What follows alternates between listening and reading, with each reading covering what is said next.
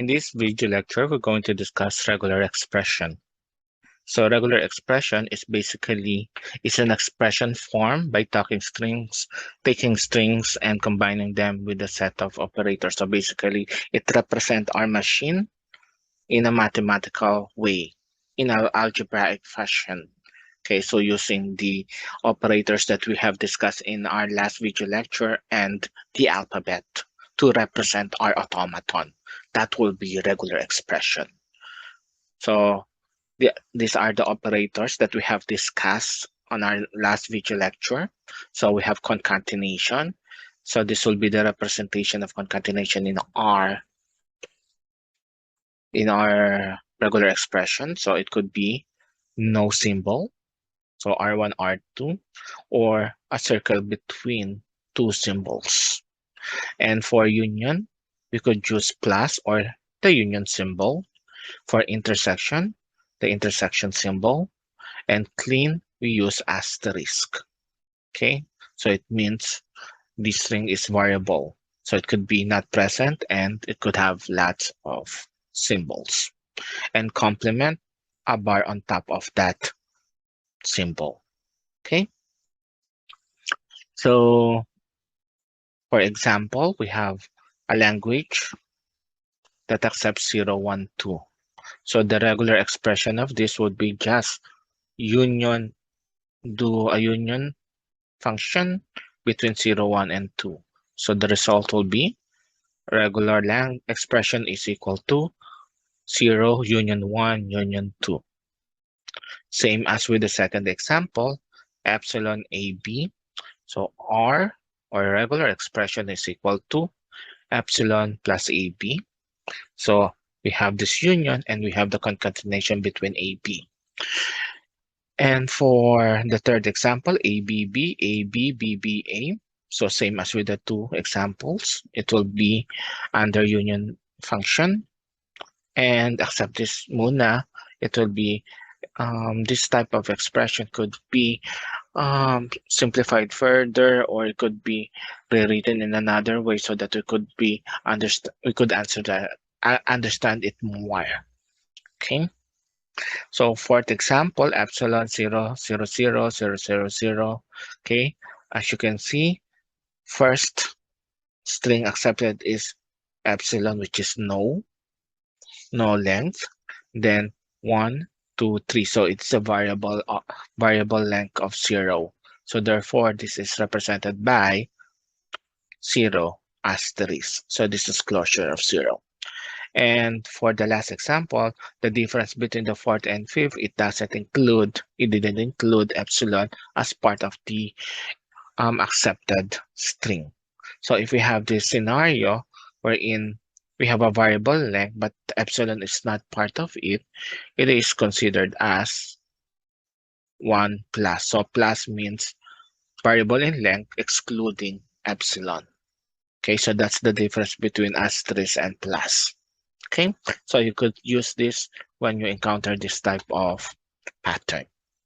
Variable in length, but doesn't accept no string. Okay, so again, we have the union, concatenation, intersection, clean, and complement for our operators. Okay, so these are some regular expression identities that we need to know when we prove something about our regular languages, or we are defining our regular expression, okay, of that automaton. So let's start with one. Phi plus R phi means no string on that set, on that language. So no words at all. So phi union with R, so nothing to add. So it means it's R. Number two, phi concatenate with R. So phi concatenated are supposed to be it's R, but don't forget in concatenation, we are creating a new language. So if you're going to concatenate an empty set to a set, there's no new language. So therefore, phi concatenate with R means no language. It means the result is phi. Okay. So P, phi union with phi is still phi. So non-existent, no string, no new string, no new language was formed. Okay, and we have epsilon r is equal to r epsilon, just r, since no string can be appended to r. Okay, and same as with r, appended after. Okay, no string, so therefore it's just r.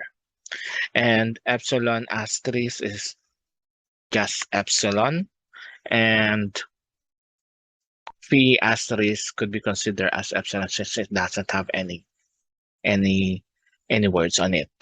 Okay, and r union r is just r because just repeating the strings of r, so basically it's just r, same as with r asterisk, so we're talking about just r asterisk.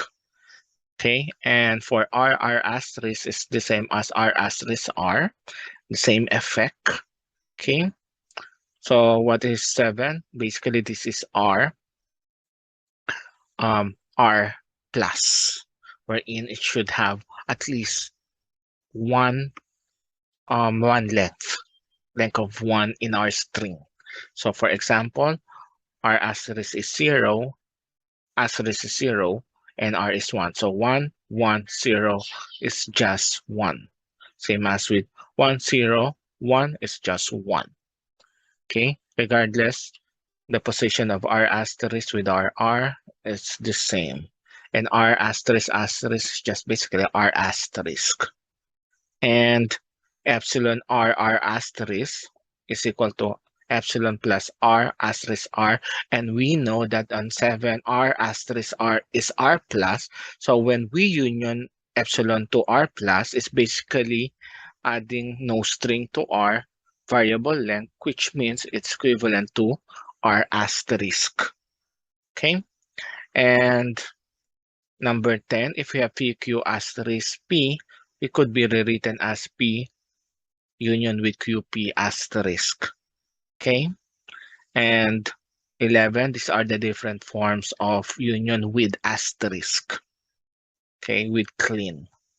So p plus q, p union q asterisk, p asterisk q asterisk asterisk, p asterisk union q asterisk asterisk, just basically the same as with the previous, with these two. Okay, two equation. And on number 12, we need to follow the order of variables when we are implementing distributive law. If it's on the last, it should be on the last when we distribute a certain variable or a string. Okay, so for example, P union with Q concatenate with R. So when we distribute R, it should be on the last of these two symbols. So it will be PR union with QR. It should not be RP, RQ because it will be different. Okay, so we need to follow the order.